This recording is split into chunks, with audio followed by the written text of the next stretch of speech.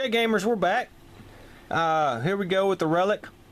Now, I want to go over one thing real quick to clear up on the corruption. And a couple other things. If you are killed or knocked out or whatever, you lose all your influence, you lose all your power cards, you lose all your weapons, you reset your life, and you start back over here at this sanctuary place. Okay, that's what happens if you're knocked out or killed. If you are corrupted, and like I said, we'll look at these corruption cards. Okay, you see how this has a number 2 on it. This card will not be active until you have 2 corruption cards. This corruption card has 4, so this card will not activate until you have 4 corruption cards. Now you'll keep your corruption cards and you can have them below your player, but they will not activate until you have that many cards. So Hunchback won't activate till you have 4, Multiple Arms won't activate till you have 2. You get 6 cards. The rules say if you hit your corruption limit, which is 6, but for her it is an 8, she's special. It's 6. Then what you have to do is that player is corrupted. You lose all your cards. You can choose a new player and start playing the game. I play it a little different. If you reach your corruption threshold, then you are mutated beyond belief and you are out of the game, and you're basically, for all intents and purposes, dead.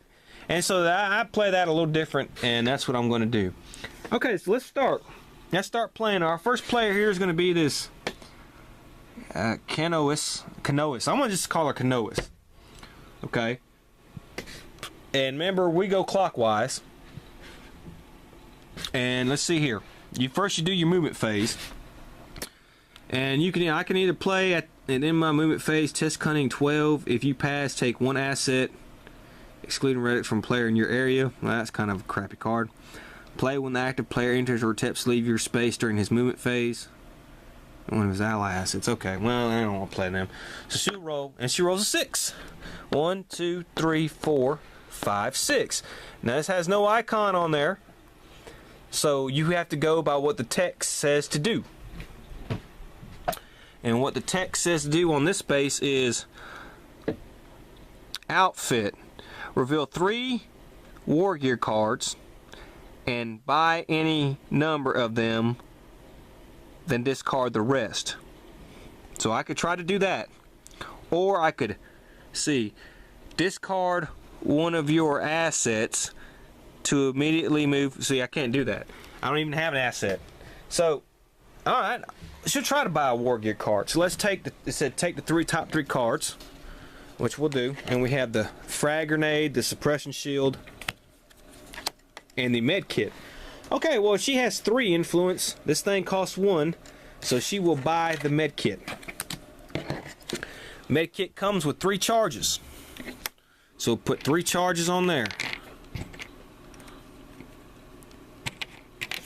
And it basically says at the end of your experience phase, you may spend 1 charge from this card to gain 1 life. You cannot exceed your starting life value with this effect. So, okay.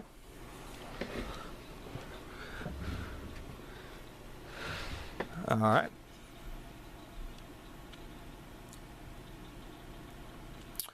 Okay. And now it's this guy's turn. Rogue Trader. It's a hell of a lot easier to say, huh? Alright. Now she wants to try to get a 1 next roll, or you find a power card with a 1 so she can go here and get this token. And what he's got to do is got to reduce his life to 1. So he's got to, I guess, get beat up a little bit. So he rolls a 1, and he's going to the Hive World. Alright. You have 2 yellow icons there. That means he has to draw 2 of these yellow cards. Kind of like in Talisman. Instead of saying draw 1 card, or draw 2 cards, or draw 3 cards, they just have the color of the dots. Alright. Of course, first thing he has to do, we got 2 cards here. One is a needle rifle. You may spend 1 charge from this card to use this battle bonus. Well, that's good. That's a nice little needle rifle there, but first he has to beat this dude. A BL10 Guardian. If you win this battle, gain 1 influence. Okay. So he has to use, since this is blue, and there's a blue up there, he has to use his willpower, which is blue. Okay. So, his willpower is 3. This thing willpower is 2. So they roll. Now we'll make a... Let's have the monsters blue and the good guys white. We'll say that. Alright, so they both got equal 5, but he does have 1 more willpower, so he beat this thing. And it's going to be worth 2 trophy points. Okay? Plus, if you win this battle, gain 1 influence. So there's a trophy right here. He gains 1 influence, so that gives him 4. And now he can pick up this little needle rifle, and it comes with 2 charges. And he could use that 2 for a battle bonus. See how that has that yellow 2? And so that's not bad, even though he could have lost and got reduced to 1, but hey, who knows. Alright, so now it's going to be old girl's turn, and let's roll a 1. And she didn't, she rolled a 3. 1, 2, 3. And she's at the Burning Mountain. And it has 2 red icons there. And so she draws 2 red cards. Now usually, like red means strength, blue means willpower, and 4 means cunning. So if you land on a red, you're going to fight with your strength. If you land on the blue, you're going to use your willpower, and usually if you land on yellow, you're going to use your cunning. But every now and then they mix it up, so it's not always going to be like that. It's just enough to keep you on your toes. Alright, so this is an event. So basically on an event comes before this encounter. So she has an event, Warp Storm. Discard all threat cards on all other spaces in this tier. Okay, well, there are no other threat cards, so just discard that. And then this is Commissar. Test strength 10. If you fail, miss your next turn. If you pass, discard this card and gain 1 completed mission. Okay. Unfortunately, though, her strength is 2. So I gotta hope I get a 6 or a 5 to get exploding dice in order to beat this thing. And I did not get it, so we failed. She did not pass her strength test, and she will miss her next turn. So we'll just lay her down right there. Alright. And it's this guy's turn. It's 1, 2. Now he's at the Mutant Warlord. Engage the mutant. Roll 1 die. Okay. And he rolls a 4. Draw 1 red threat card and resolve it. Okay. So he draws a red threat card. And it's a Chaos Zealot. Oh, it comes with 1 here. Special timing. During your exploration phase, this enemy adds the following threat icon into space. Okay, so well, what we gotta do is we gotta pick another red icon. And this one is a Karnak. If you have a relic asset, you and this enemy each roll 1 additional die during battle. If you win this battle, gain 1 influence. Okay. And like Talisman, since these both guys are red, you're going to add them together and fight them once. So 6 plus 1 is 7. So our guy has a strength of 3. These clowns got a 7. So what he's going to do automatically is he's going to spend 1 of his power cards to automatically get a 6. So 6 plus 3 is 9. And then if it explodes, then so he gets to an exploding die. So first we'll do them. Okay. 7 plus 5 is 12. He has a 9 right now. Okay, but since he used that 6 power card, he can do the exploding die thing. Plus he has this. Well, that's a yellow. Okay, so oh, he got another 6. So that's 12. So he beat these guys. So we get rid of that power card. He gets to keep these guys as a trophy. And of course he gets 1 influence. Okay. And then we want to see if we could trade these in and level up. Okay. So he has a total of right now he has a total of 9 trophy points. Doesn't matter, you can add all the colors together, even though they are different. So every 6 he gets to level up. Okay, so we're gonna move this thing here, even though it's gonna be hard. He's gonna level up. He's gonna put this in the 1 box here. And this thing will stay still. I'm using one hand. Okay, so his cunning goes up 1. Okay, and this little metal thing here, it has a special thing. It says draw 1 power card or gain 2 influence. Well, we'll go ahead and we'll draw another power card to keep our 3 going, and that one's a 2. Play at the start of a willpower battle. Your willpower is double until the end of the battle. And he still has these 3 trophy points. Okay. Her turn. Well, she misses it. And so it's our buddy over there's turn again. He gets a 4. 1, 2, 3, 4. Okay. And let's see what this thing says. I'm not going to torture y'all with that. It says activate portal. Roll 1 die. Okay. 4. Draw 1 blue threat card and resolve it. Then, at the start of your next turn, you may move to a space with a forgotten portal card. Then resolve your movement phase normally. Well, there's none on the board, so let's go ahead and handle that blue card and resolve it. And this is a Thousand Suns Sorcerer.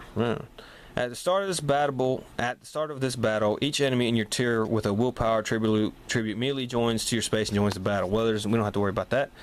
If you win this battle, gain 1 power card from each enemy that participated in the battle, including this enemy. So we'll gain a power card, and we'll go over what happens since he's at his limit.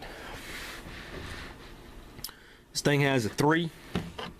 Our willpower's 3, so we're pretty much tied. Oh. Well. Well. So he lost. So we are going to lose 1 life.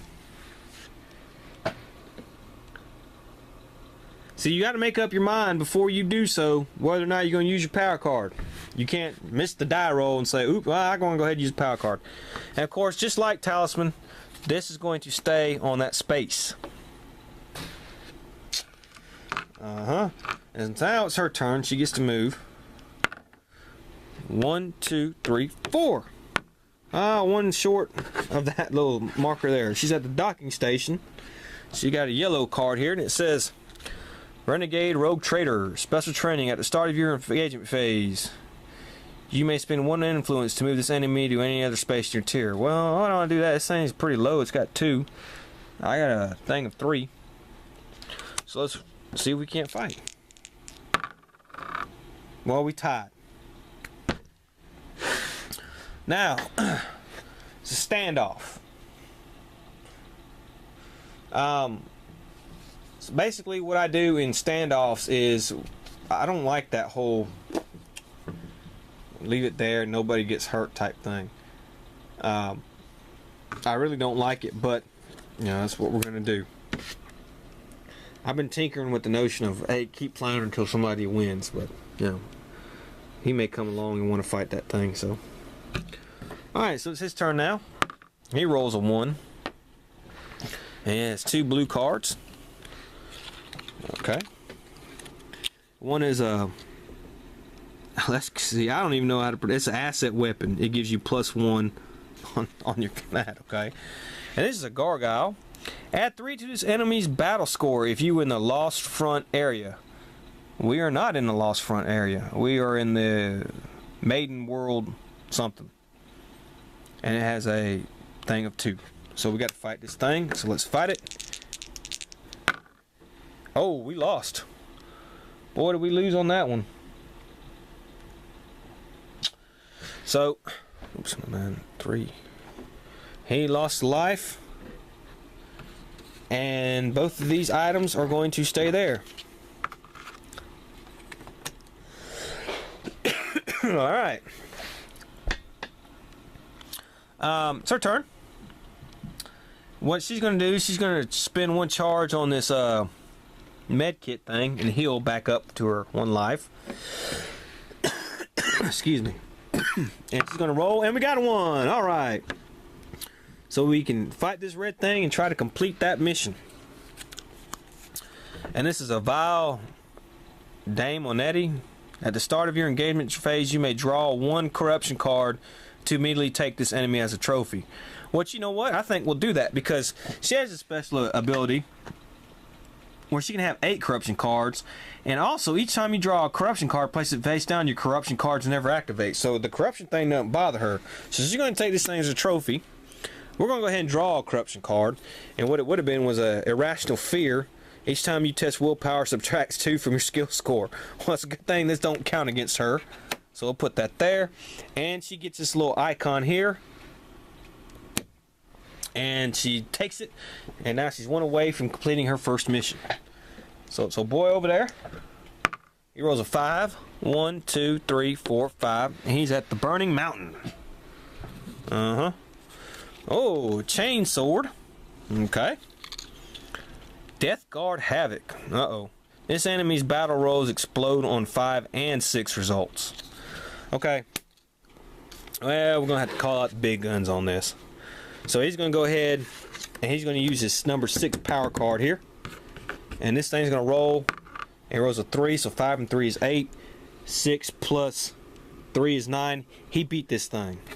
Alright, so he gets to keep it as a trophy. Got this card, that power card. We do get the chain sword though. That's +1 on the red there. Okay, now he's going to spend another 6 points of trophies and move up another level. So he's leveling up all right. So let's move up another level. He moves his strength up 1, 4. And of course he draws 1 power card or gain 2 influence, and I'll take a power card. Oh, that's a 1. Play when you win after a battle. Take another turn after your experience phase. Oh, okay. And now we'll do 1 more turn with her.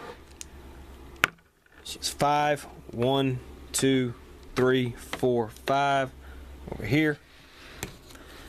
Wasteland encounter. Test strength 9. If you fail, lose 1 life. If you pass, discard this card and gain 3 life. Okay. Her strength is 2. So I kind of doubt she's going to make it.